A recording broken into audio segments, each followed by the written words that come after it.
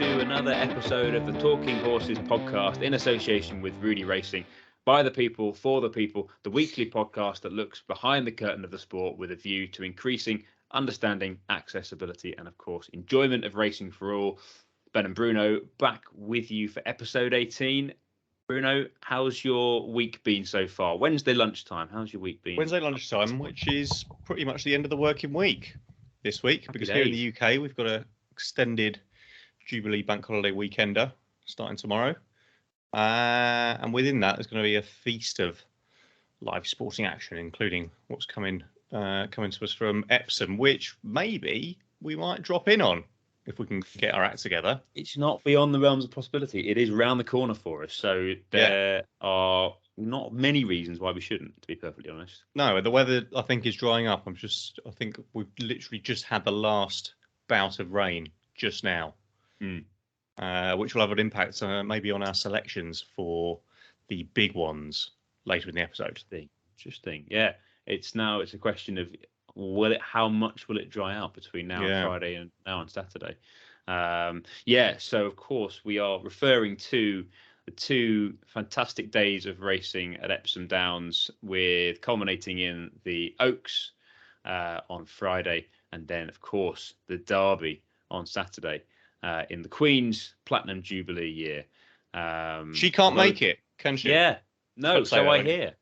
I was going to say that, but that's fine. We're on the same page. That's a great shame, isn't it? Yeah, I guess she's got quite a bit on. Yeah, it's maybe. I don't know whether she's got, as I have, stuck into Ozark and just is,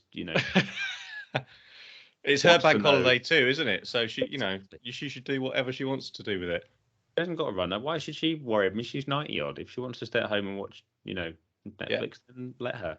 Yeah. No, that'll be a shame. But I imagine there's probably quite a bit of stuff that the racecourse has got lined up to mark the occasion anyway. And hopefully the races do the sort of landmark renewals of these races justice, which I'm sure they will. They look like pretty strong fields. Certainly, we've had the Oaks declarations today, haven't we? Yeah. And we've still got the main protagonists in there, and the Derby looks like it's going to be a pretty strong and significantly sized field too, which is refreshing to see. So without any further ado, a quick overview of what we're going to discuss this week. We are delighted and very excited to have a special guest this week in the form of Ben Curtis, who is second in the Jockeys Championship, but he's also the #1 Roudee Racing jockey. More importantly.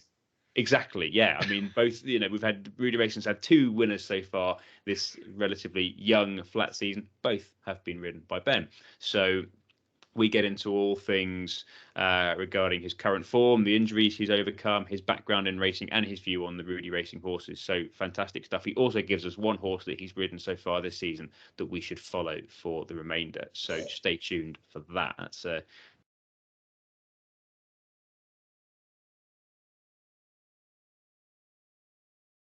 internet again. Oh no, it's back. It's back. That just popped away for like a good amount of time though, wasn't it? That's weird that it's dropped and come back. Right, I'm worried now. This is a sign of. Was there a point where we could just pick back up? Yeah, I'll just go back to. He also gives us a tasty morsel. Okay, will that be all right? Yeah, I think so. Yeah. Okay. And he also gives us 1 horse that he's ridden so far this season that we should follow for the remainder. So that is definitely worth staying tuned for. And then Bruno and I will be back with you to have a look ahead to this weekend's racing. So we talked last week with Morty about trying to do a tissue, Bruno, which actually it turns out we didn't define on air, you were saying. So we didn't. We discussed it with him after. So we'll jargon bust why it's called a tissue and remind people what it's all about. There you go. And we have attempted to do our own tissues, trying to avoid the prices in the process for Friday's Coronation Cup. So we do not know what the actual prices are. We only know what we've priced them up as. We don't even know what each other's prices are. So this should be an interesting exercise. And then we will be previewing the Oaks on Friday, followed by the Derby on Saturday, and culminating in a weekend selection as usual. So we shall be back with you after this fascinating interview with perhaps the most informed jockey in the UK so far this season.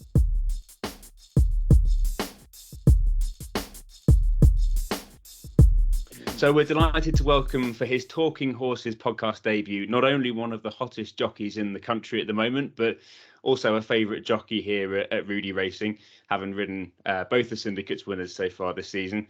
And that's Ben Curtis. Ben, thank you so much for joining us on what is no doubt a pretty rare day off for you at the moment. How are you doing? Yeah, all is good. All is good. Thanks for having me on. Good man. Oh, you're very welcome. Very welcome. Particularly having won on Glorious Angel up at Redcar yesterday, which was very exciting for everyone involved. And we're going to come to that in a moment. But firstly, I think there's only one place we can start, and that's the form that you're in just now. I think you're currently sitting second in the Jockeys Championship on 23 winners, just 4 behind Will Buick, and with the highest strike rate of anyone at 29%. I'm sure these are all figures that are etched in your mind too. But I mean, amazing stuff. And I mean, can you put your start to the season down to anything in particular, Ben? I couldn't really put it down to anything. I kind of took a different tack. I was, a lot more flexible this year, a lot more freelance this year. I had the winter off as well. That I had a few injuries, niggles and problems, feet and shoulders and bits and bobs like that had been kind of nagging at me the last few years. So I took the winter off, got everything fixed. And I think the time off as well over the winter, just a step away from kind of the intensity of racing for 3-4 months, spend it with the family, and then come back into it. You come back in fresh. I was, getting into new yards, yards that I've always ridden winners for, but getting back in there and, just enjoying kind of having a bit of freedom to, come and go as I please and just enjoying the job again, really. So, I think all those factors, one being fit and enjoying it again, 2 being able to get around to a number of trainers and spread my wings a bit, are all factors that are playing into the fact that, we have got off to such a good start to the season. Absolutely, yeah, fantastic. And I was going to ask actually, if for those that didn't know before, hearing you mention it just then, you obviously not had the easiest 12 months with injury, including sort of undergoing shoulder surgery in December that I think was also delayed due to the pandemic as well. But I guess that must make it all the more rewarding now to have kind of gone through that. And I imagine that when you're in the midst of sort of recovery and surgery and whatever else, that riding winners can probably feel like it's quite a long way away. So having had the start to the season you've had now, that I guess that must be even more rewarding for you. Yeah, there was a few times I had a 3.5-year-old and I think he was about 12 weeks when I went in for my surgeries. 12-week-year-old. So there was definitely times when I was scratching my head and banging my head off the wall. But on one side it was nice to spend more time with them, and the other side, not being able to escape and get away for a few hours was also hard. Yeah, I can only imagine. But yeah, no, and actually, we hear about the toughness of jockeys a lot. And there was one thing that I noticed, Ben, when I was preparing for this, which I wanted to point out for our listeners, which I think is an absolutely sort of prime example of that toughness. And that is, prior to the surgery, you actually rode a winner with a dislocated shoulder last June at Newcastle on a horse I think called Crack Regiment for Henry Spiller. I mean, that's just phenomenal stuff. And I don't think this necessarily is, on the Talking Horses podcast, we're all about sort of, trying to pull back the curtain and shine a light on stuff that maybe the average race enthusiast doesn't see or doesn't hear about every day. And I mean, that's phenomenal stuff to ride a winner with a dislocated shoulder. Do you remember much from that race up at Newcastle? Yeah, I remember all of it. Unfortunately, the dislocated shoulder thing, it all stemmed from a fall in Newcastle. I got a fall and I dislocated it.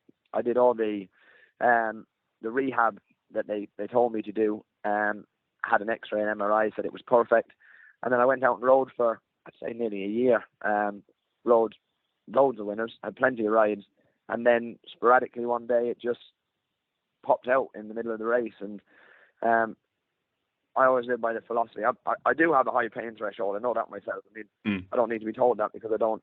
I know that now. I've had enough injuries to know that kind of pain is relative. But I think when something like that happens, frustration takes over because you're gonna be sidelined. You know what you're gonna. You're looking forward to what you're gonna miss out on horse wise and racing wise. So the immediate thought straight away is, how long am I going to be out? it doesn't hurt that much. I can get on with it, and you kind of put the pain to the back of your mind. So I suppose it's more of a mindset thing than anything. But yeah, that race was I remember it well. The last furlong, I just kept pushing with the one arm, and luckily he stuck his head down and kept on to win. But like I said, I think it was the frustration and anger that I was going to miss everything in front of me that kept me going that day. Yeah, fascinating. I think the average race goer, or sort of person watching the replay of that, would have thought, God, that's a confident ride he's just given him, but without fully understanding what what you were exactly. going for. I would have been a complete villain if I got beat on him. I know that much. Dear me, it's mad though, and it just strikes me that the stuff that jockeys have to sort of contend with on a day-to-day basis, with riding with injuries, whether they're minor or more major, is something that I think people should be more aware of, because it's phenomenal stuff. And so, kind of, you mentioned the pain threshold that you have, and I wanted to sort of go back to your early career as a jockey and kind of when you were first getting into it. How did you sort of find your way into race riding, and that pain threshold you talk about? Did you know at a young age that you had that, or did you find that sort of has developed in time, the sort of reality of what a jockey means has become apparent to you? Yeah, I mean, for starting out, I had no association with racing growing up.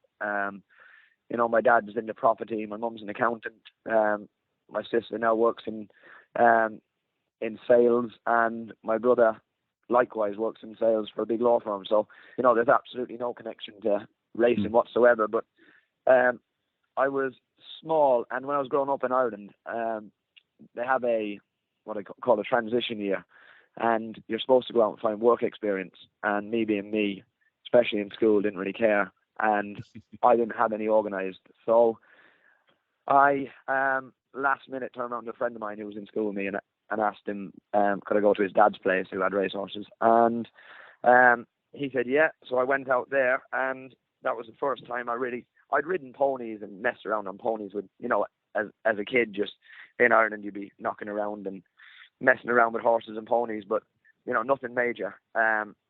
And things stem from there, really. I kind of just got into it. I didn't really enjoy school. I wasn't bad in school. I got good grades, but I just didn't enjoy it. I didn't enjoy sitting behind a desk or looking at figures and numbers and letters. So, I kind of got into the horses, and I think racing's one of those things. If you have to really love it to get into it, because it's not easy. And things spiraled from there. I kind of got an opportunity then to come over to England for 6 months to work for Annabelle King, who would be Ollie Murphy's mum, who was training at the time. Right. And I came over. Aidan Murphy, who is Ollie's dad, he's a bloodstock agent, buys a lot for Philip Hobbs and that. He said, why don't you come over and give it a go? So I came over to England for 6 months. I think I was 15, maybe just turned 16. Mm-hmm. And moved over here. I think I ended up doing 8 or 9 months in England. Then I went back to Ireland and wanted to get my apprentice license out. So I went back, and a friend of mine who actually ended up being my agent trained a couple of horses. And he only had about 5 at the time. But as I said, I didn't know anyone in the game. So he said to me, why don't you get your apprentice license? So I did that. And things just went from there. And I rode a winner for him. I couldn't buy a ride at the time, because an outside ride, because Ireland is that wrapped up that people don't really look outside their own yards, or they always have someone that they use. But I remember Rory Tierney, it was I was working for at the time, himself and my dad and me all put in, I think, about £1,000 each, and bought a horse from the horse and training sales called Always on Top. And she was about 13 too. She wasn't a very nice ride, and she was actually my first winner. She gave me my first winner in Gorham Park in a hands and heels race, and that got me the start I needed, and things, progressed from there. So yeah, it was a strange way of getting into it. And 13-2, I mean, that's for those that don't know, and I'm sort of half including myself in this, that's a particularly small horse, is that right? Yeah, she was more like a pony, and she had the attitude of a Shetland pony as well. She liked to do things her own way, or she's sulked. Amazing. So she, do you still, is she still around? Do you still have her? She's not. Well, I think she actually. I think she bred a few horses. One of them actually won. But she's somewhere in Ireland anyway. She's somewhere in Ireland, probably with another foal in her somewhere. Yeah, fantastic. Oh, brilliant. Oh, it's amazing that you can sort of trace it all the way back to her. And I'm sure, yeah, well, she's obviously got a special place in your heart. So, good man. Well, fascinating to sort of hear how it all started for you. And so let's sort of fast forward to a horse that I suppose has a special place in our hearts with from a Roudee Racing perspective. So, obviously, you rode Glorious Angel to her first victory yesterday at Redcar. We had her sister last year, her full sister, who won 4 times for us, and gave those of us that were new to the ownership experience a ridiculous benchmark against which to measure what success looks like. But it's we obviously have high hopes for Glorious, given what we experienced last year, and it was great to see her finally get a head in front. You rode her obviously at Haydock previously to yesterday. Visually yesterday she was very impressive. How did it feel from the saddle? Yeah, definitely. I think it was a big step in the right direction after Haydock. To be honest, she hadn't done a whole lot wrong in the 3 runs she'd had. But I think especially in Haydock, she ran the race the wrong way around, which is something that you always have to try and fix quickly, and try not to make a habit of it. And I think yesterday, from the minute I got on her, she was lovely and laid back. We brought her down to the start last. We did everything nice and quiet with her. She also had a cross noseband on, which, for anyone that doesn't know, is that it closes their mouth so that when you're on them as a jockey, if they open their mouth, then the bit can slide from side to side, and you don't really get any. It'd be like having dodgy brakes in a car. Right. You can tap on them and they just about work, but they're not very effective. So, I think the application of that, it just got her head to drop a bit and got it to relax. And from there, it was pretty plain sailing. We were planning on either, jumping out, obviously use our experience, either take a lead or just let her slide on. And the race was pretty simple after that. She relaxed lovely. She travelled well into the race. And, I think before going into it, everyone was a bit, does she want 5 furlongs? Does she want 6? Well, I was fairly adamant after Haydock that the 6 was absolutely fine. And Hugo was as well, even though it looked like she had too much speed and she was more of a 5 furlong. But she relaxed lovely into that yesterday. She hit the line very strong. And, I think I was 5 lengths clear there with about 100 yards to go, and I really eased up on her coming to the line and just had a coast to the line. I mean, she ended up winning by whatever it was, 2 or 2.5. But I just loved the way she galloped out round the bend as well. Once I went past the line, she carried on galloping, and she was the last one to pull up.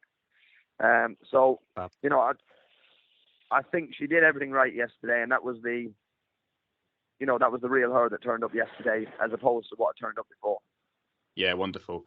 Yeah, no, I think it's, as we're all learning as relatively new owners within Roudee Racing, it being a sort of a 1.5-year-old syndicate, and a lot of people being new to ownership, it's a learning curve with these 2-year-olds, for them on the race course. And so just fascinating to kind of hear, your take on how she's sort of, learned over her previous runs. I hadn't realised that about her taking so long to pull up as well. So I'm sure that is music to the ears of everybody involved with Glorious Angel. And yeah, hopefully there's lots more to come. And I wanted to also ask you about another horse that you've ridden to win for the syndicate this year. That was Rudimental back in late April, again at Redcar. So you've got 100% strike weight for Roudee Racing at Redcar this season. I mean, he's a horse we think a good deal of, and again he won nicely that day. I mean, if you can cast your mind back to that ride, and what were your impressions of him both that day and going forwards? Yeah, that was, it was a pretty straightforward. I spoke to Hugo and I spoke to Colin beforehand, and kind of we all kind of put our heads together. And one of his best runs was he second in Wolverhampton one day. He was. If my memory serves, yeah, I think he was second in Wolverhampton. Anyway, I looked through his form, and that was his standout form, and he'd gone forward on that occasion and travelled up on the pace.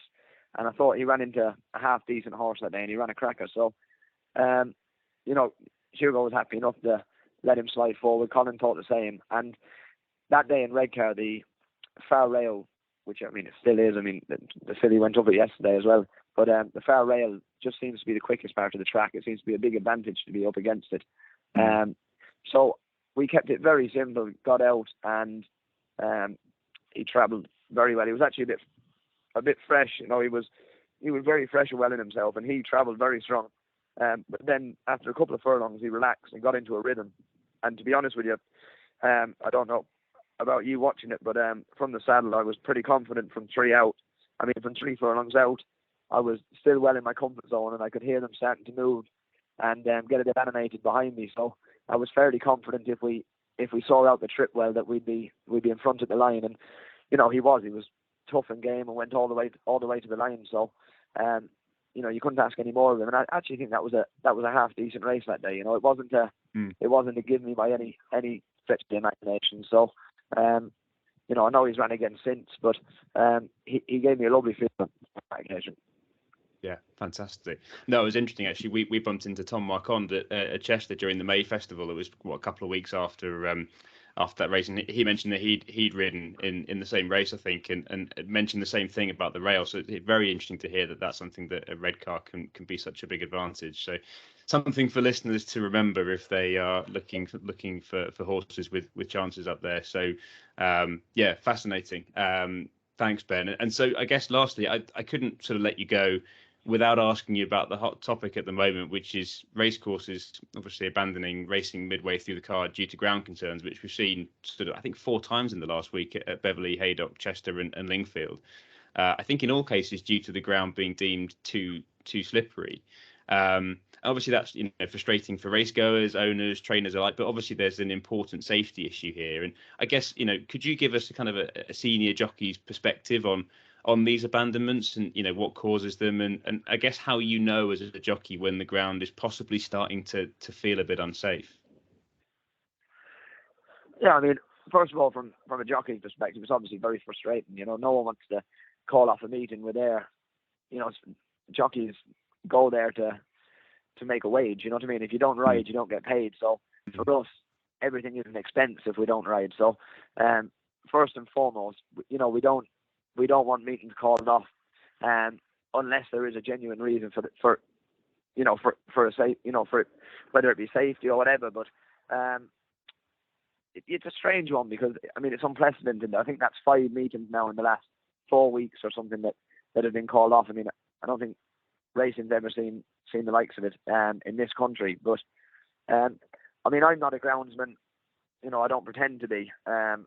I just sit in the backs, and if they slip, I'll report that they've slipped. But you know, there obviously is some underlying issue, whether it be the weather, whether it be the grass growth this year, because you know, sometimes the ground can really dry out, and you know, if you have a dry spell, and then it becomes kind of quick ground. But on the top, if you have a splash of rain, then it'll loosen the top, and that means the horse has no traction when they're going around a bend, and the legs go out. The top of the ground goes with them, which is where you get the problem of slipping. I mean, I don't know why it's happening. Like I said, it is unprecedented, but you know, from a jockey's point of view, it's very frustrating. That's 5 meetings now. I know from a racegoer's point of view, from an owner's point of view, you know, everyone's paying expenses, and they're not cheap to get to the races. You know, it's something that they are. I know all the tracks are now looking into. I mean, they have to look into it now. It's you know, it's in the forefront of everyone's mind, but it like I said, it's very difficult to pin down why it's happened at so many meetings in such a short space of time.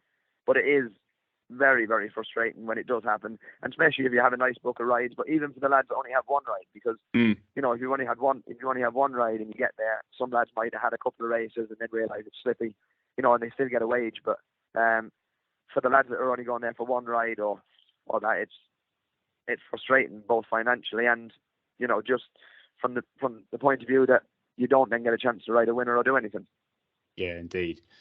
Yeah, no, frustrating for all concerned. And I think this, you know, the one thing that sort of strikes me is just the sort of level of understanding as to why it happens, and, you know, and maybe what can be done going forward to improve it, which I'm sure is something that will sort of come out is as with anything, when something happens enough in a short space of time, then all eyes turn to it, and so we'll see what happens. But no, just fascinating to get your view on it, Ben. Thank you. And lastly, then, I guess sort of specifically for the Talking Horses podcast listeners. And I'm going to ask you to sort of go through the Rolodex of horses that you've ridden recently in very quickly, if that's fair of me to do. Apart from Glorious Angel and Rudimental, obviously, are there any of your recent rides that you think we should be following going forward? I think there was a horse I actually rode for Hugo in Chester, and he ran again in Haydock and just got touched off. But I think Flaming Rib will be one to follow going forward. He's he's a tough and genuine horse. I'd say he might turn up in Ascot, but I'd say he's definitely one to keep on the right side of. He seems to be going the right way, and I think he ran into a very good horse, and he only just got touched off by it in Haydock. So you never know whether, if he turns up in Ascot, whether he could reverse the roles, but I would put him up as one to keep on the right side of. Fantastic. That was the Carl Burke horse, wasn't it? That was on a 5 or 6 timer, something like El that. Cabello. Right? Yeah. There you go. El Cabello, yeah. I mean, they could potentially both turn up in the Commonwealth Cup, but see where Hugo's going to send where he'll send Flaming Rib. But I think wherever he goes, he's a horse definitely on the upgrade, and he's improving with every run. So there you go, Flaming Rib, one to follow, as straight from the mouth of the man himself, Ben Curtis. So Ben, look, absolutely fascinating stuff. Thank you so much for taking time out of one of your rare days off to talk to us on the Talking Horses podcast, and we wish you continued success. And well, look, hopefully if we talk again in a few months, then you might still be a close second in the jockey's title, and then who knows. But we'll keep everything crossed for you in the meantime, and good luck over the coming weeks and months. I'm hoping I'm closer than a close second, but yeah. No, absolutely brilliant. And thank you very much for having me. Fantastic. Thanks, Ben.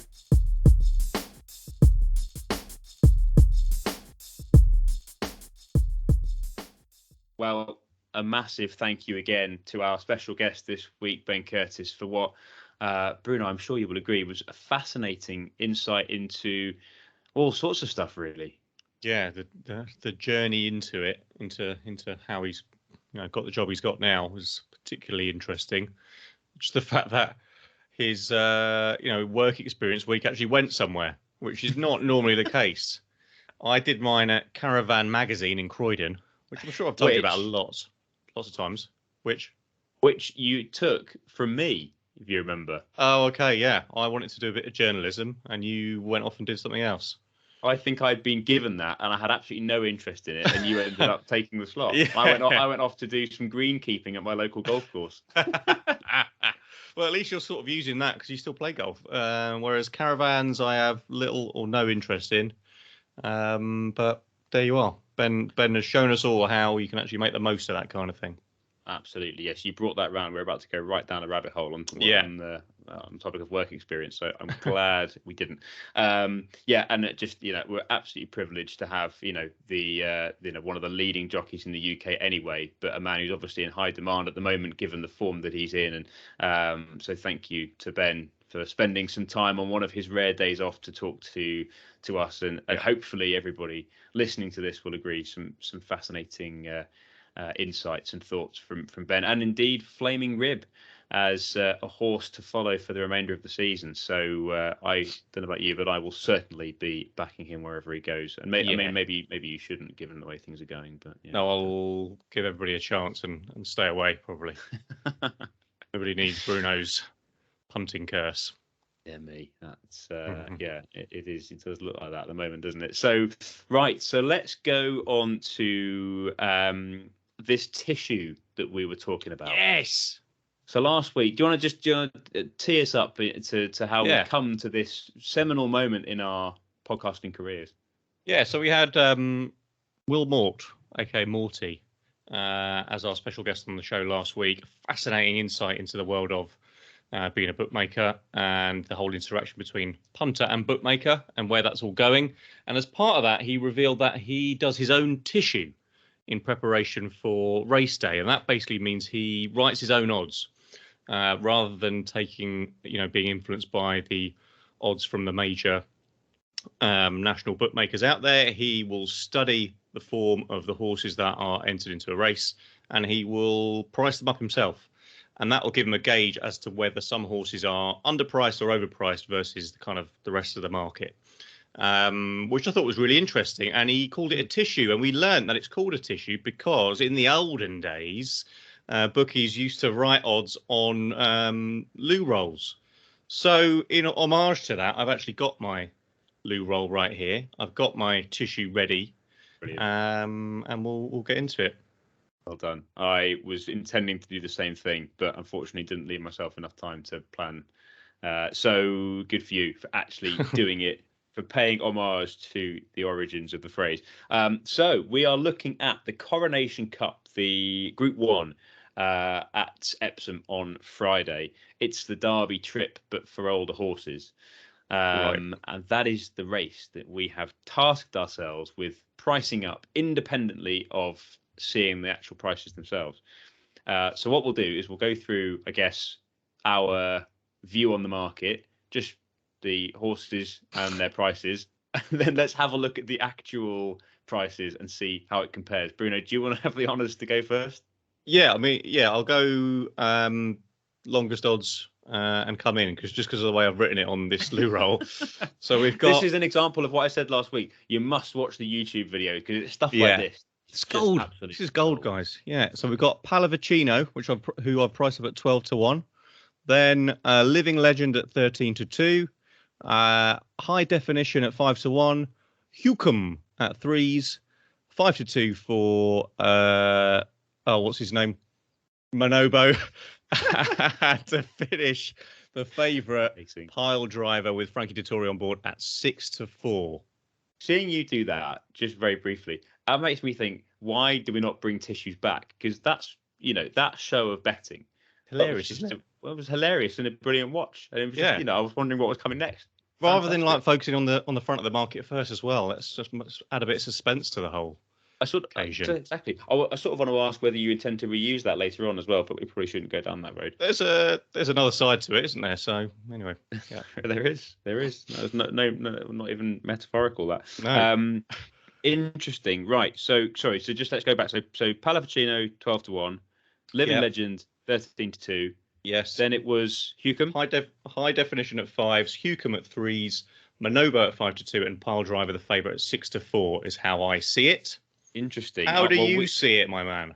We are pretty much in alignment, bar the front two in the market. Okay. The pricing is a little bit different. I don't think Pallavicino's got a hope in hell. So I don't know whether you would, in a 6-runner race, ever give punters the opportunity to have something at 20-1. But I've suggested that value should be 20s. Yeah, I don't think he looks like the rank outsider to me. Then Living Legend, I think his form is such that he can't be any better than a 12-1 shot. I think he would be a surprise winner. Tell you what. So Big Ben's Bets is who I'm punting with. Exactly. Come to Ben Collier Betting, Ben Collier Racing, because we've absolutely given them away. Then next I've gone for High Definition. I was really tempted to price him up a bit higher in the market, but I'm with you. I'm 5-1 High Definition.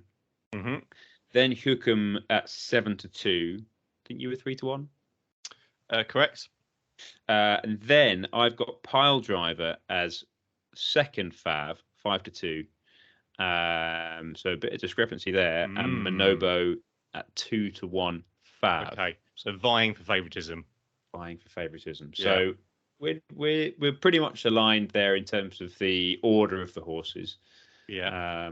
And then let's get. You're going to do the big reveal on the best odds. I'm going to do it, and let's just get them coming through now. Show prices, order by price. Okay. Are you ready? So this is best odds according to the Racing Post. Okay. The outsider at 100 to 1. No way. Pile driver. Is Pallavicino. Wow. It's not giving me the actual bookmakers that are providing those odds, but yeah, well, clearly we were both being pretty stingy there on Pallavicino, but at least we agreed that he was the outsider. Then it's Living Legend, and he seems to have split us a little bit. So I had him at 12, you had him at 13 to 2. Yeah. He is best price 10 to 1. Okay. So I think we've done all right there. Mm-hmm. Then it's High Definition. Good. Best price 11 to 2. Yes, that's good. We had 5s, didn't we? We had 5s. So we're in. Morty. We're coming for you, Morty.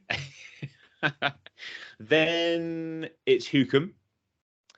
And he is available at 5 to 1. As well. Which both of us would probably argue then is value. Yeah, we would. And then best odds. So I suspect, depending on the bookmaker you go to, you might get differing opinions here. But much like we have, Manobo is currently best price 5 to 2. Pile driver best price 2 to 1. Okay, that's okay. I don't feel totally embarrassed by what's just happened. No, I think next week we should do a 15-runner handicap and see how we get on. Yeah, that'll be a different story. Mind you, a discrepancy of 12 to 1 to 100 to 1 best odds isn't a great look. So I'm glad we started there and have left that behind. Thing is, though, these things, once you get past, sort of 16, 20 to 1 in these sorts of races, you can kind of have whatever you want, can't you? So whether you're offering 20 or 100, it's probably, the odds can quickly balloon. So I don't know. Yeah, I think I would say let's judge ourselves based on the top 5 in the market. But the takeout there is Hukum from a best odds point of view versus what we think. Probably. I nearly priced him up, and I had him at 7 to 2, and I was tempted to put him in a second fab at one point. Yeah. He is a full brother to Baid. Right. Well, there you go. I don't think I'd realised. And whilst at the age of 5, it's hard to say that there's loads of improvement to come. He's an incredibly solid horse. He's never won a Group 1, but he's been mopping up Group 2s and 3s for fun. So, yeah, I was looking back at his form. I thought I could definitely see him winning this. Pile Driver has, in the last couple of seasons, needed a run before having his first win of the season, and he's gone to Dubai in the Middle East over the winter, which I don't think he's done before. So I don't know. Just I'll be wary of having him at too short a price. I know both done the same though, but he was pretty prolific last year, so it looks a good race. But yeah, I'd say Hukum is the value for sure. Nice. There we go. So, well, we'll get the full appraisal from Morty, but I think we did all right. Yeah, I think we're a B+ or something probably. We'll ask the teacher though. Yeah. Excellent. Good stuff. Well, hopefully that made for relatively interesting listening and viewing. I back enjoyed to it. something that's a little bit less self-indulgent, and that is looking ahead to the 2 big races of the weekend. Now, we previewed the Derby in a previous episode. So I would encourage listeners to go back and listen to that episode. Do you remember what number it was, Bruno? I believe it's episode 16. Episode 16, Demystifying the Derby, it was called. Yeah. Fantastic. So go back to that and have a listen if you want a full breakdown of the history of the race, but also some key stats. But we'll come to that again and do another sort of mini preview in a second. But for both races, we're going to have a little look through in a bit of detail, and then we're going to pick out one main fancy each, and then one at a bigger price. Yeah. So let's start with the Oaks, shall we? So this is, as I said, the feature race on the Friday. And just following on from our view of the Derby and the dominance of Galileo from a pedigree perspective, I thought, well, let's go through and see how the Galileo bloodline relates to the Oaks. And indeed, if you go back, you've got last year's winner, Snowfall, was by a Galileo mare. Out of a Galileo mare. But Deep Impact, who was the sire, was by Galileo mare. So there's Galileo in the bloodline there. But then Love was by Galileo. This was 2020. Annapurna 2019 was by Frankel, so son of Galileo. Forever Together was Galileo. Enable was by Nathaniel, who's the son of Galileo. Minding by Galileo. 2015 was a horse called Qualify by Fastnet Rock out of a Galileo mare. 2014 was Tegruda. That was by See the Stars, but out of a Sadler's Wells mare. So we know that was the father of Galileo. 2013 was the only one in the last 10 years where there was no Galileo influence. That was horsed by New Approach, trained by Rafe Beckett. And then 2012 is a horse called Was, who still is, and actually is the dam of one of the runners in this year's race. Yes. And she is by Galileo too. So it is fairly reasonable to narrow your focus to horses that are either by Galileo or have Galileo in the bloodline. Right, exactly. And that's probably the same approach we will take with the Derby as well. He's just everywhere, isn't he? It's amazing, the dominance. I think I sort of realised just how dominant he has been. I hadn't quite grasped in the context of both races. So let's have a look at this year's field. I noticed there was a handful that had Galileo in the pedigree, but actually as I went into it in a bit more depth, I realised that it sort of serves the purpose of narrowing things down a little bit, but only to a certain extent. So let's have a quick look. So we've got Emily Upjohn, who's the even money favourite. She's by See the Stars, but the dam's sire is by Galileo. So she certainly has some Galileo in the bloodline there, and her form definitely suggests that she could be a good one. Then you got Nashwa, who is by Frankel. Then Concert Hall. She's really interesting. So she's by Dubawi, but she is out of Was, who of course won the 2012 Oaks, and was by Galileo. So that's very interesting. Tuesday is by Galileo. With the Moonlight is by Frankel. Tranquil Lady is by Australia, who himself was by Galileo. Thoughts of June is Galileo. And then you've got the rank outsider, the Algarve, whose dam sire is by Sadler's Wells. So that was my shortlist, Bruno. But what, you fancy all of them? There's 8 in there. So we've narrowed it down a bit. So we've got to look a bit further. So go on, dig under the skin a little bit more to see if we can pull that back to. I think if we go for a one from the top and an outsider, the one from the top that you can't really look past the favourite too much, but I think Nashwa for the same yard, the Gosdens, will be pretty formidable in opposition. Obviously, the Galileo link is strong there, given that she is a daughter of Frankel.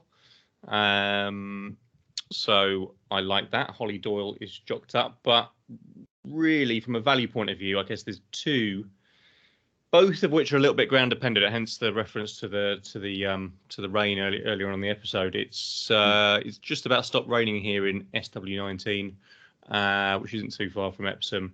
We might have a couple of dry days or 48 dry hours before this race goes off, which might be enough just to make it a bit quicker than what it is now. I think it's currently good to soft. If it stays good to soft, then I like Concert Hall, who seems to be drifting out a little bit after today's declarations. I noticed that Ryan has chosen Tuesday. Right, yeah, so that was always the thing we were waiting out for, is which Aidan O'Brien horse would Ryan Moore choose, and it's Tuesday. It's Shamie Heffernan on Concert Hall instead. A Dubawi daughter, Galileo on the dam side, as you mentioned. She was outpaced last time. She ran at the Curragh, didn't she, in the Irish 1,000 Guineas, and was kind of outpaced over 8 furlongs on good ground. So I thought, given her back form as well, there was a bit of good to soft in there. And obviously this is an extended trip of 12 furlongs, which for her will be her first time taking on that kind of test.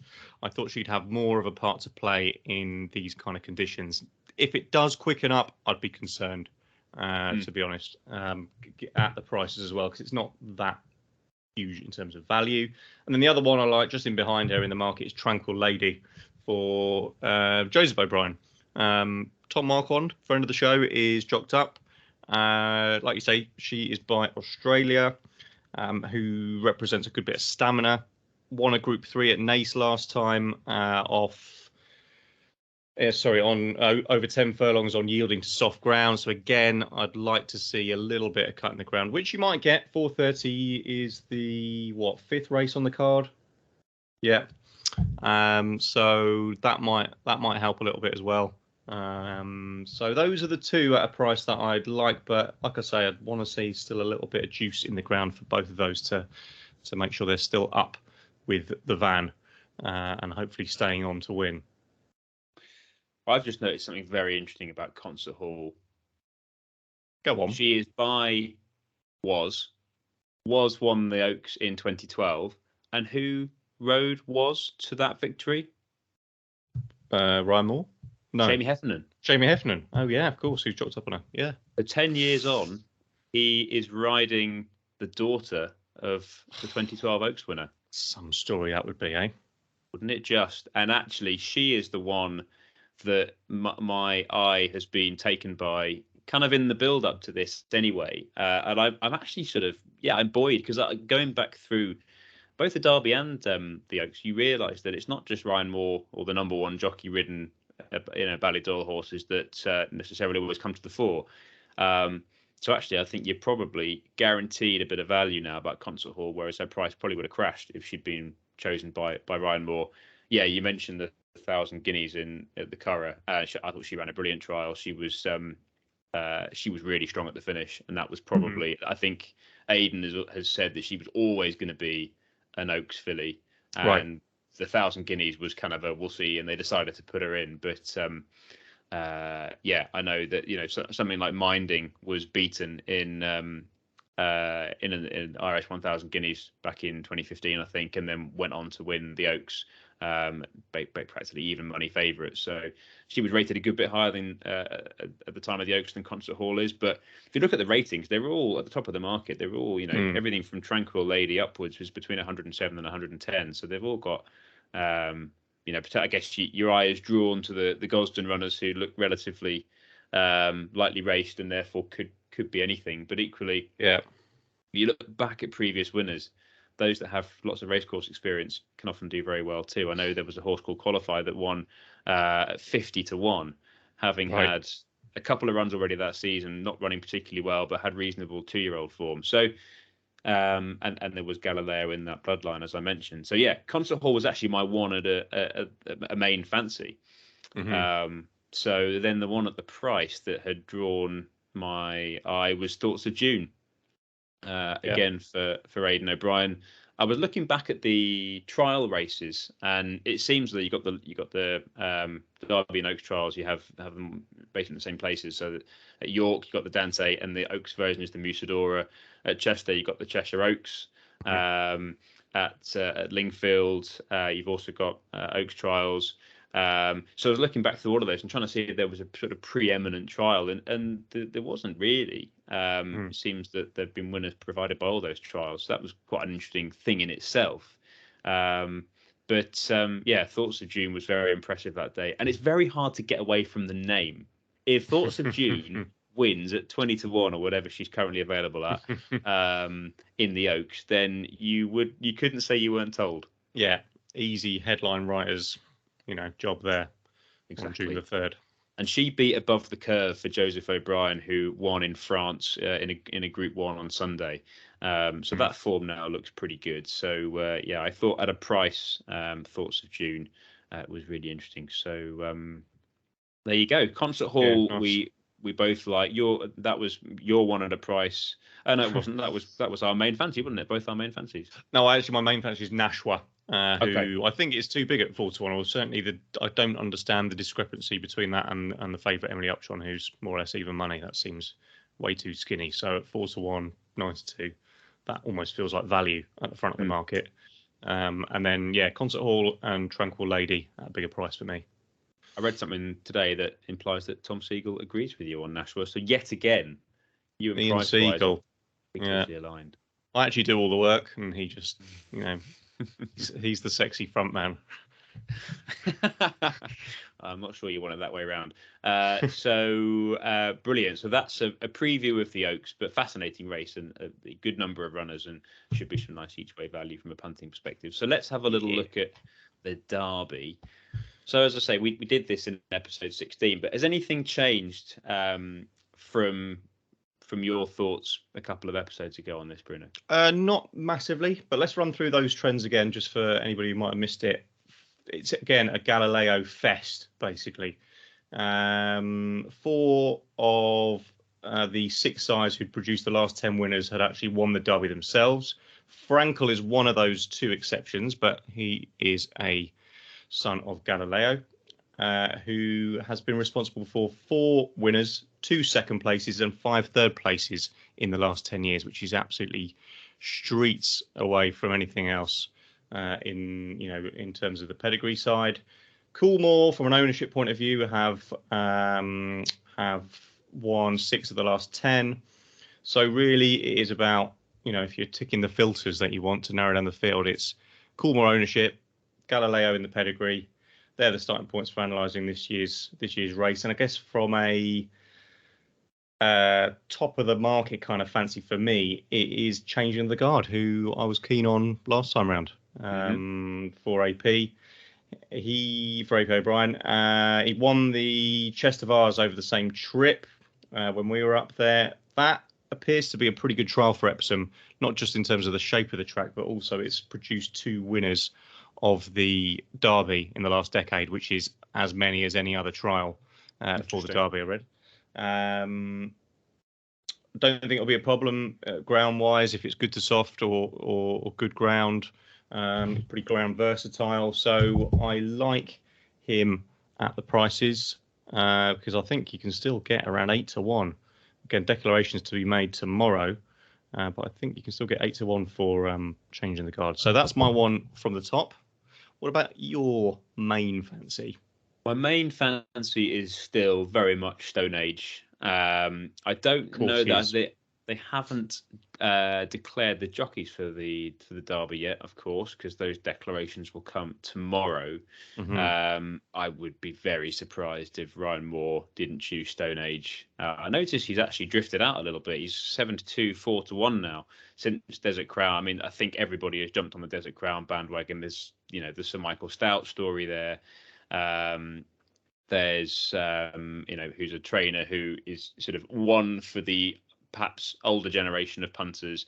For us, relatively new to flat racing, Sir Michael Stout is a name that obviously we know well, but we weren't really around in his heyday. But for plenty of people, having a Sir Michael Stout trained Derby winner at this late stage of his career would be an amazing story. So I think people have piled into Desert Crown with good reason from a form perspective too. But I don't know. I wouldn't see any value at 15 to 8, and we've seen plenty of short price favourites. Bolshoi Ballet most recently last year that didn't go on and win. Yeah. So that's another key trend is that favourites are, it's a favourites graveyard, as one writer put it. So you got to be wary of that.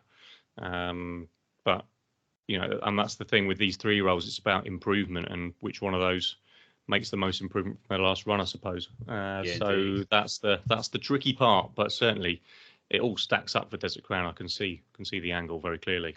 Yeah, indeed. But yeah, Aidan has always suggested that Stone Age there should be more improvement to come after his last run, and if that's the case, then that's a pretty scary thought because he was pretty dominant.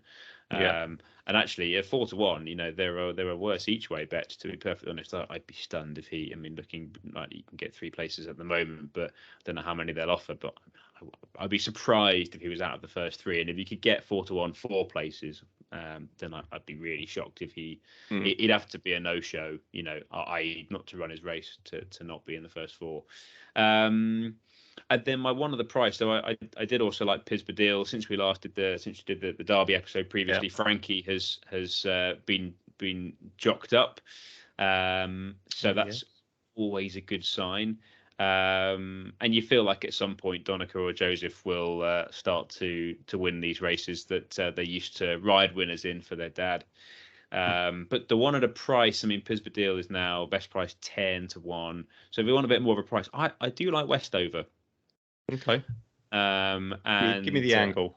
Yeah, so Rafe Beckett trained. Actually, when we were up at Chester, it felt like we were bumping into all sorts of names from the racing world, left, right, and centre. But we were well into the evening. How I managed to hold a conversation, I have no idea. But bumped into Rafe's wife in one of the bars, and I just said, "Oh, what do you think about Westover?"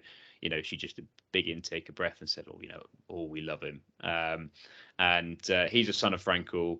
He looked very good in his 3 runs as a 2-year-old. Including a win and 2 seconds. The latter second at Pontefract seemed very much to be a case of the soft ground, probably not being in his favour. But he was impressive at Sandown in April in the Bet365 Classic Trial. He's just a big, sort of handsome horse that looks to have a turn of foot. Managed to stay up the Sandown Hill well. He's 25-1. He's got the pedigree angle that we need in this, and he's going to give Rob Hornby a fantastic spin, I think. So one of the price for me be Westover. Yeah, okay, interesting. The one for me that I like is Adon for Roger Varian. He's again similar price, 20. He's 25, so I think you can get around him.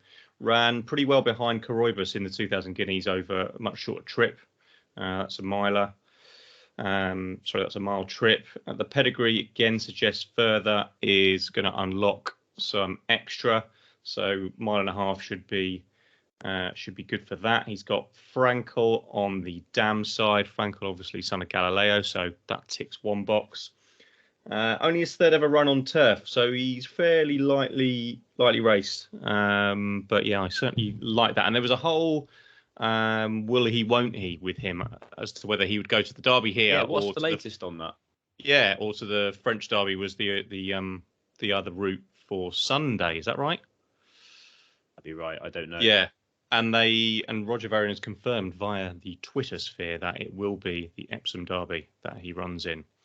Fantastic. Because it seemed as though it was probably more likely that he would go elsewhere at one stage that I read. So I think the trip. I think it is a little bit, but apparently speaking to the ownership, they've decided to go here. I believe the French Derby's run over 2 furlongs less, so there was a suggestion that might have been a more optimum trip. But clearly they've decided to take the chance and go here for Britain's richest race.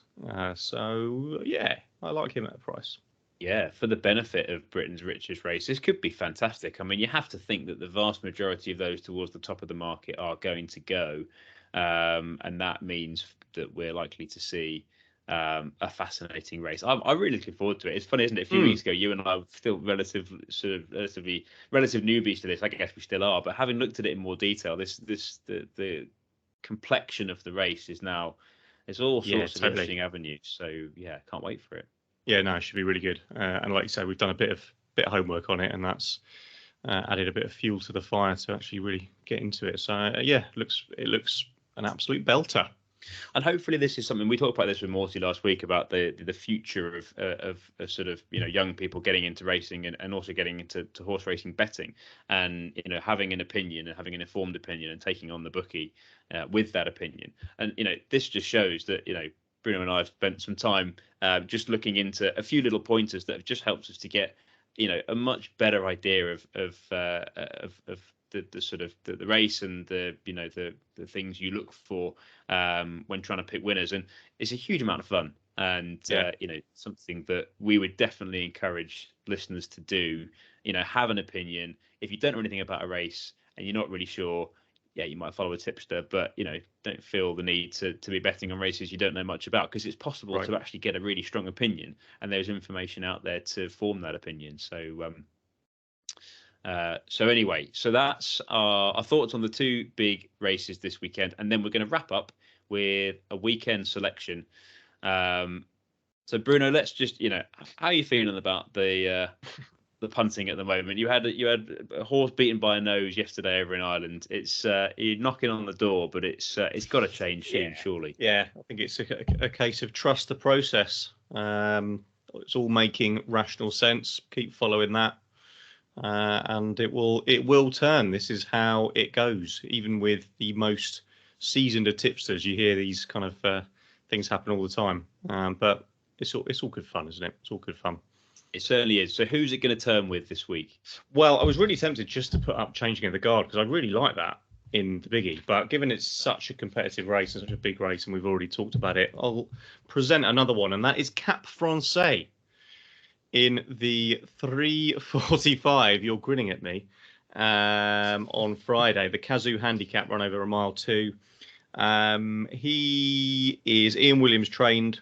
William Buick is jocked up for this one, taking over the reins from our man Ben Curtis, who rode him brilliantly round Chester to a brilliant second place finish. He's gone in the tracker ever since, so it's in the tracker we trust as well this week. I just think from a handicapping point of view, he is pretty well in, I'd say. I think he looks a knocking bet. Getting about 9, even 10 to 1 about him. The only question mark is the Ian Williams form. He's operating at about 4% at the moment, so that would be the concern. But I've liked him since Chester, so it'd be remiss of me not to, go in again. Should we wrap up the episode then? Hey! No point in me just saying exactly the same thing all over again, is there? Well, add any more value, but it's great to see that we're aligned and that I've passed on the curse. I mean, I don't think there's anything I can add to that. Cap Francais is a fantastic bet, and I was waiting for the prices to come out, thinking that he might be, something borderline, a sort of a dirty each way, 4 to 1, 5 to 1. But yeah, I think you can get. I'm having a look here. You can get 8 to 1, 4 places. Sky Bet are offering 7 to 1, 5 places. And for a horse that ran clearly in good form, that ran that well last time, and has Epsom form as well. So how do we feel? Do we think it's fair to have the same weekend selection for a week, or do we want to be different? Because I've got a backup. We should offer 2 for consistency. Let's offer 2. I don't have a backup, so okay. Well, let's go for the backup, which is on. Just bear with me while I find the exact race on the same day. So it's on Friday in that on the same card, but it is the 5:10. Oh, and actually, since I looked at this a moment ago, before we started recording, some early prices have come up, which is great. It's one for the yard. Hugo Palmer trained, Danny Tudhope ridden, Ever Given in the 5:10, the 7 furlongs, Poundland Surrey Stakes, which is a terrible name for a race. But it's a listed race. Ever Given is a horse that is supremely impressive at Chester on soft ground. I think the owners that we know a little bit are quite keen for that horse to have a bit of soft ground. So hopefully there'll still be a little bit of juice in it come Friday, even if it is going to dry up. He ran in a hot race last time, which was won by the prolific El Caballo, with Ben Curtis's one to follow, Flaming Rib, in close second. And the prices between the two that day were markedly different. Ever Given was double figures, and Flaming Rib went off sort of 4 to 1, something like that. This is a step up to 7 furlongs. Ever Given is a strong stayer. He performed brilliantly in big field handicaps last season. So just looking at the competition, I think the step up to 7 should suit, and it doesn't look the hottest race in the world. So the alternative is going to be Ever Given in the 5:10 at Epsom on Friday. Nice. And look, it doesn't matter who wins, does it? It's about presenting the best punch for our audience to get involved in. Absolutely. Good stuff. Right. Well, that brings us to the end of another episode of the Talking Horses podcast. Thank you all, as always, for watching and for listening. Remember, you can access the pod across all your favourite podcast platforms. Please rate and review. We'd be hugely appreciative. Obviously, you can also subscribe to the YouTube channel for the video versions and updates every time a new episode is released. Also, make sure to follow Talking Horses podcast on Instagram for news about the podcast and plenty else from the racing world, including our weekend selections on the day of the race itself. Also, do follow Roudee Racing on Instagram and on Twitter for more information about the syndicate and all of the runners.